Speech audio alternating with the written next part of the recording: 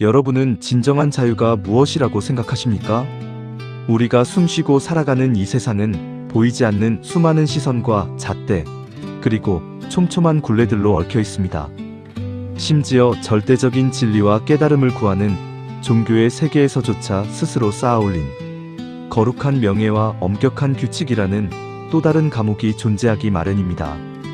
그런데 여기 세상의 모든 잣대는 물론이고 불교라는 거대한 종교적 틀과 대선사라는 위대한 명예마저 완벽하게 부수고 가장 낮은 곳으로 흘러간 한 사람이 있습니다. 그는 바로 500년 동안 업불숭유 정책으로 인해 깊은 침체와 핍박 속에 빠져있던 조선 후기 불교를 다시 찬란하게 주뭉시킨 한국 불교의 절대적인 스승 경허선사입니다. 경허선사의 삶은 그 자체로 한편의 거대한 깨달음이자 오늘날 온갖 번뇌와 욕망에 휩싸여 살아가는 우리에게 던지는 날카롭고도 서늘한 화두입니다. 오늘은 세상의 모든 빛나는 것을 버리고 가장 척박하고 어두운 곳으로 떠났던 경허선사의 무해행과 그의 마지막 순간에 얽힌 형언할 수 없는 깊은 감동의 이야기를 전해드리겠습니다. 경허선사의 깨달음은 결코 하루아침에 쉽게 얻어진 것이 아니었습니다. 그는 일찍이 연암산 천장암의 아주 비좁고 초라한 방에 스스로를 가두었습니다. 그리고 무려 1년 반이라는 긴 시간 동안 눕지도 않고 잠도 자지 않으며 목숨을 건 치열한 참선을 이어갔습니다. 쏟아지는 졸음과 번뇌, 그리고 육체의 극심한 한계가 끊임없이 그를 괴롭혔지만 그는 결코 물러서지 않았습니다. 뼈를 깎는 고통과 짙은 외로움 속에서 목숨을 내놓고 정진하던 어느 날 마침내 그는 확철대오, 즉 우주의 근본 이치와 생사의 비밀을 완벽하게 깨닫는 절대적인 경지에 이르게 됩니다. 국사편찬위원회의 귀중한 기록에 따르면 그 위대한 깨달음을 얻은 순간 경허선사는 사자후를 토해내듯 오도송을 지었습니다. 그 개송의 첫 구절은 이러했습니다. 사방을 둘러보아도 사람이 없구나. 이 짤막한 한마디는 자신이 평생토록 갇혀있던 모든 세속의 번뇌와 분별심이 산산조각나며 사라진 절대 고독과 절대 자유의 경지를 너무도 선명하게 보여줍니다. 나침반도 없는 망망대해에서 마침내 진리의 길을 찾은 것입니다. 이후 경허선사는 자신의 개인적인 깨달음에만 머물지 않고 수월, 해월, 만공 스님이라는 한국 불교를 이끌어갈 걸출하고 위대한 3명의 제자들을 길러내며 쇠퇴해 가던 조선 불교의 새로운 태양으로 떠올랐습니다. 수많은 불자들과 스님들이 그를 살아있는 부처로 우러러보며 뜨거운 존경을 바쳤습니다. 그러나 진정한 깨달음을 얻은 자의 거침없는 행보는 우리 같은 평범한 세속의 잣대로는 결코 측량할 수 없는 법입니다. 국사편찬위원회의 자료가 생생히 전하듯 1886년 경허선사는 깨달음을 지키고 더욱 성숙시키는 6년 동안의 기나긴 보임 과정을 모두 마친 뒤 누구도 감히 상상조차 하지 못한 기행을 시작합니다. 자신이 그토록 오래 입고 있던 거룩한 승복과 탈바가지, 그리고 스승의 절대적인 권위와 법맥을 상징하는 주장자를 모조리 불길 속에 던져 태워버린 것입니다. 불교의 모든 외형적인 상징을 제로 만들어버린 그는 마침내 아무런 거칠 것이 없는 무해행의 길로 거침없이 나아갔습니다. 무해행이란 과연 무엇입니까? 그것은 허공을 나는 새가 발자취를 남기지 않고 바람이 그물에 걸리지 않듯 일체의 모든 경계와 형식에 아무런 걸림이 없는 절대 자유의 행동을 뜻합니다. 최근 틱톡을 비롯한 다양한 현대 매체에서도 매우 흥미롭게 회자되고 있듯이 그는 스님이라는 신분이 무색하게 술과 고기를 거리낌 없이 먹고 마시던 파격적인 선승이었습니다. 일반적인 승려들이 목숨처럼 지키며 살아가는 엄격한 계율과는 거리가 멀어도 너무나 먼 삶이었습니다. 하지만 경허선사는 그 자유분방하고 거친 세속의 삶 한가운데서 오히려 세상을 향한 깊은 연민과 통찰을 담은 뛰어난 염송문학을 찬란하게 꽃피워냈습니다. 겉모습과 형식에만 얽매여 있던 평범한 사람들은 마땅히 거룩하고 청정해야 할 대스님이 어찌하여 시정잡배처럼 저자거리에서 술과 고기를 먹느냐며 손가락질하고 의아해했습니다. 하지만 경허선사는 진정한 깨달음을 얻은 뒤 오히려 계율이라는 껍데기와 종교적인 틀마저 과감하게 벗어던진 것이었습니다. 자신을 의심과 비난 섞인 눈초리로 바라보는 세상 사람들에게 경어 스님은 빙그레 웃으며 이렇게 대답하셨습니다.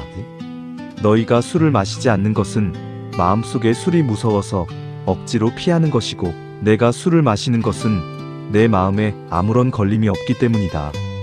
이 벼락 같은 짧은 한마디가 바로 경어선사가 몸소 보여준 무해행의 가장 핵심적인 진리입니다.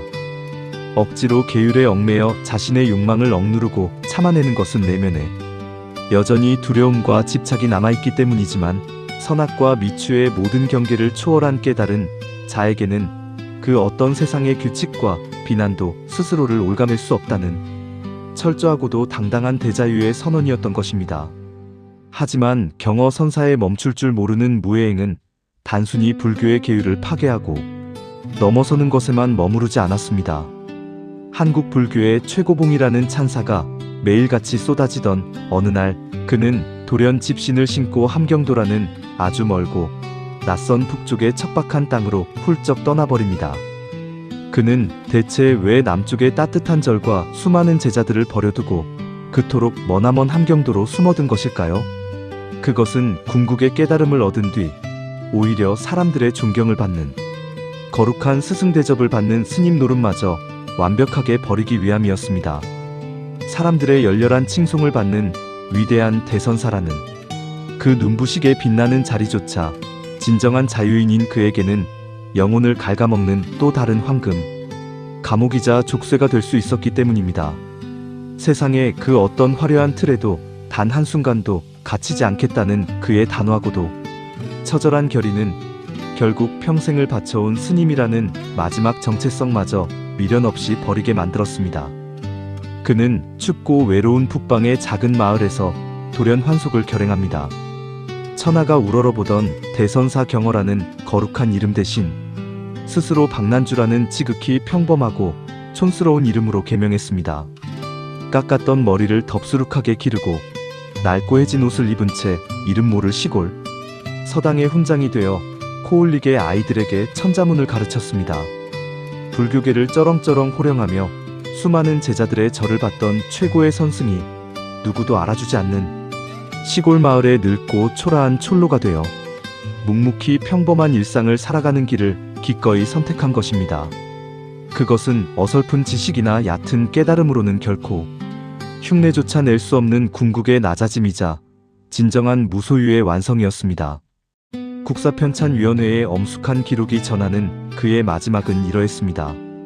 경어선사는 함경도 갑사능이방 도화동이라는 외지고 조용한 산골 마을에서 보통 사람들과 조금도 다를 바 없이 섞여 살다가 1912년 4월 25일 새벽에 누구의 배웅이나 성대한 의식도 없이 조용히 눈을 감고 세상을 떠났습니다. 곁을 지키던 마을 사람들 중 그 누구도 평소 아이들을 아끼고 그를 가르치던 소박하고 털털한 박난주 훈장이 조선 불교를 구한 위대한 대선사 경어 스님인 줄은 꿈에도 상상하지 못했습니다. 그렇게 스스로 자신을 증명할 수 있는 모든 훈장과 명예를 버리고 세상에서 완벽하게 사라진 경어선사였지만, 그가 마지막으로 이승의 인연을 다하는 입적의 순간 떨리는 손으로 임종계 하나를 남깁니다. 한평생 걸림없는 무해행을 실천했던 그가 세상에 남긴 마지막 시의 내용은 이러했습니다. 마음딸이 홀로 둥글어 그 빛이 만상을 삼켰도다. 빛과 경계가 모두 없어지니 다시 무엇이 있으리요. 참으로 듣는 이의 숨이 멎을 듯 아름답고도 장엄한 구절이 아닐 수 없습니다.